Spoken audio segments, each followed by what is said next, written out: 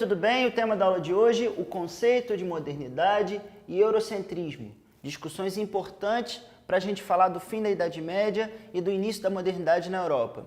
Hoje eu vou fazer diferente, eu vou começar aqui pelo meio dos tópicos e a gente vai discutir um pouco em que contexto esse conceito de modernidade ele surge. E ele está muito ligado a isso aqui, a valorização da antiguidade clássica. Vamos discutir um pouco. O que acontece? No finzinho da Idade Média, a Europa passa por um processo de renascimento comercial e urbanização.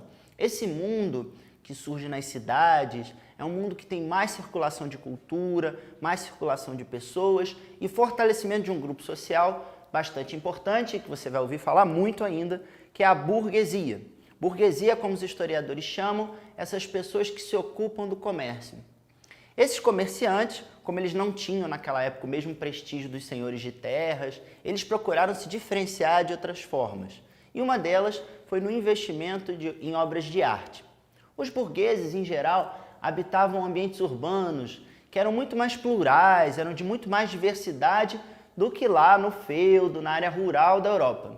Pois bem, o que acontece? Essa cultura que ela começa a surgir nesse ambiente urbano, ela é o que os historiadores chamam de renascimento cultural. É uma cultura que valoriza bastante os ideais do que havia sido para esses caras, para esses artistas e para essa classe social, uma antiguidade clássica. Vamos entender isso melhor. Eles olhavam para o passado, lá para a Grécia e para Roma, e achavam que lá que estavam os bons referenciais artísticos, a valorização do homem, né? Diferentemente do que acontecia e predominava no mundo que eles viviam até, né? Que era um mundo bastante religioso, uma época que eles mesmos, né? Começaram a chamar de Idade Média, uma idade mediana, mais ou menos. A ideia é bem essa mesmo, que fica no meio entre lá a Antiguidade e essa época que a gente começou a chamar de Renascimento, ou seja, um novo nascimento da civilização europeia. É assim que eles pensavam. Essa valorização ela levou à ideia de que aquele momento do Renascimento era o mundo moderno, né? Ou seja, aquele momento em que a sociedade ressurgia e era melhor do que um mundo que tinha ficado para trás, que era antigo.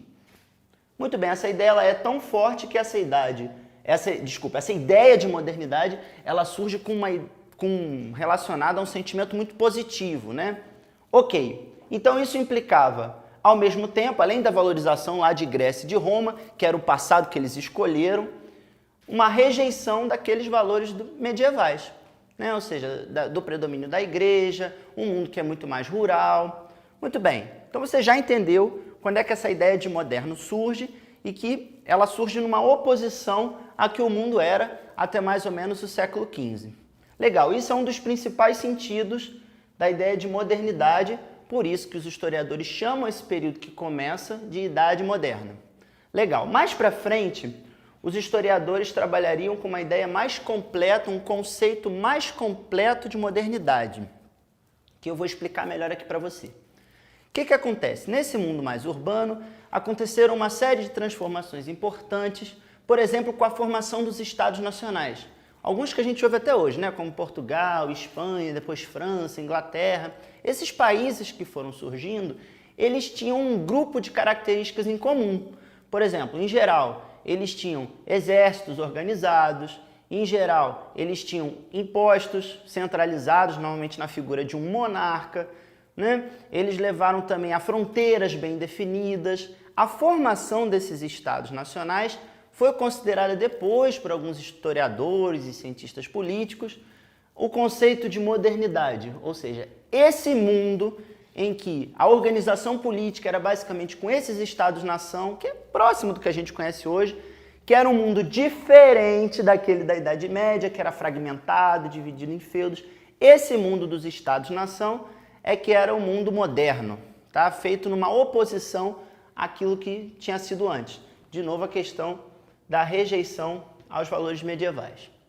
Beleza, então você já acompanhou aqui comigo que surge essa noção de moderno, mais ou menos no Renascimento, que depois essa noção de moderno, ela se torna um conceito para as ciências sociais, a ideia de que essas sociedades humanas europeias se organizaram em estados-nação, com algumas características que eu mencionei para você, está dentro desse conceito de modernidade.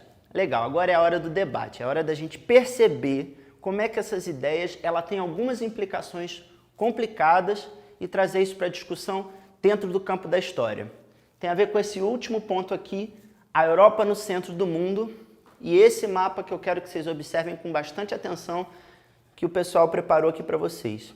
Notem, isso é uma reprodução de um mapa bastante comum na Europa no século XV. Para os europeus, esse era o mundo que existia. Note, ainda não tinha acontecido, as grandes navegações foram um evento muito importante, os europeus em geral não conheciam a América, a Oceania, né? Partes importantes do nosso mundo, que para a gente hoje é muito tranquilo, a gente vê até online, de satélite.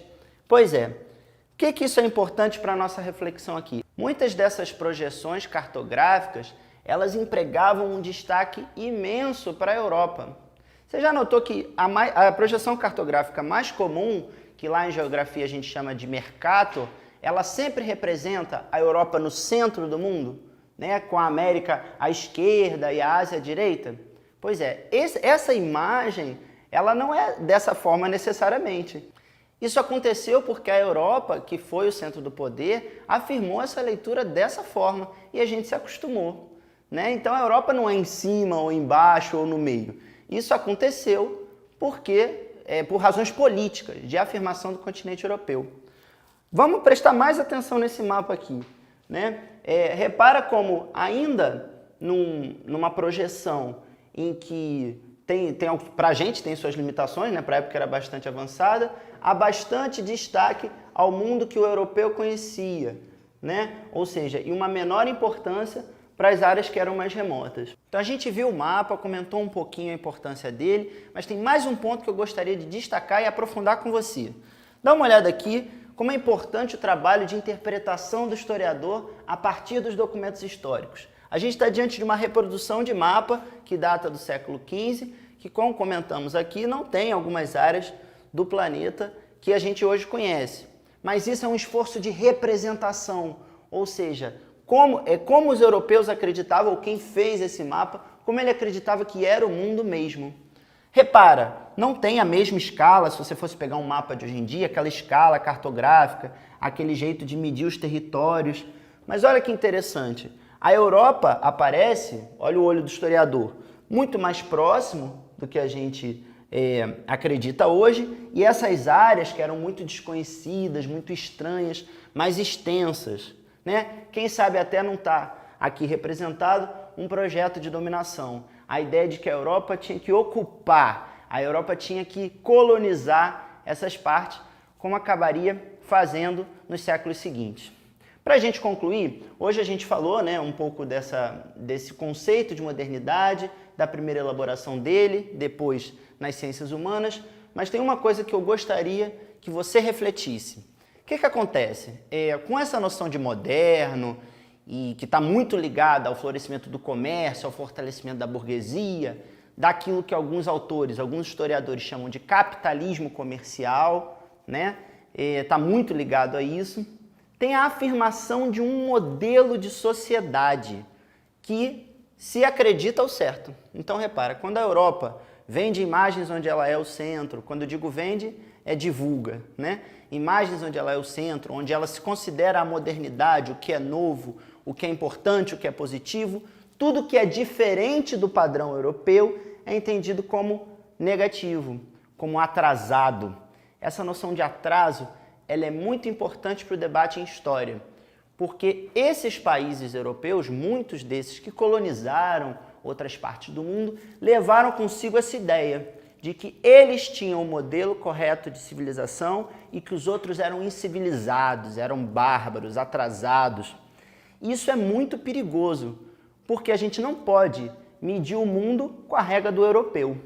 Essa é a ideia de eurocentrismo. É quando você pega uma noção que tem a ver com um local geográfico, a Europa, e você diz que aquilo é o certo. Ou seja, como se o modelo de comércio, o modelo de capitalismo fosse o correto e devesse ser aplicado para o mundo inteiro.